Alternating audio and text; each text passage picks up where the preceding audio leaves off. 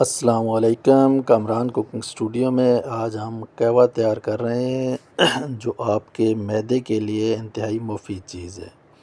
یہ آپ کے معدے کی کمزوری، معدے اور آنتوں کی انفیکشن، نزلہ، زکام، کھانسی کے لیے بھی بہترین چیز ہے۔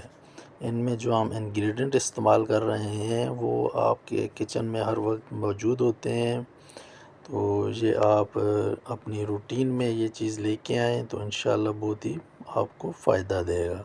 جس طریقے سے ہم یہ قہوہ بنا رہے ہیں آپ بھی اس طریقے کو فالو کریں، آئیں ریسپی کی طرف۔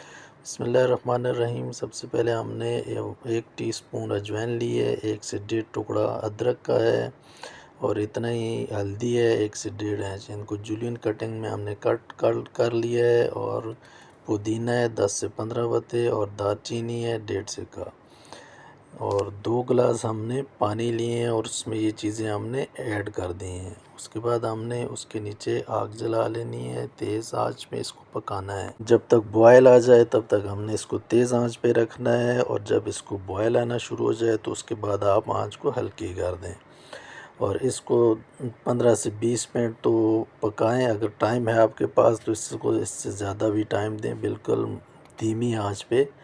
اس کے جو نیوٹرینٹس ہیں یہ جوشاندے میں شامل ہو جائیں، جو بھی یہ ہمارا جوش دی ہوئی چیزیں ہیں۔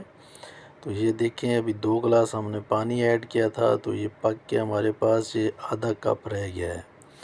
تو یہ آپ اس کی فائنل لک دیکھ سکتے ہیں، اور اگر آپ کو چینی کے بغیر استعمال کر سکتے ہیں تو بہت اچھی بات ہے، نہیں تو اگر میٹھا پسند ہے تو تھوڑا سا شہد شامل کر لیں۔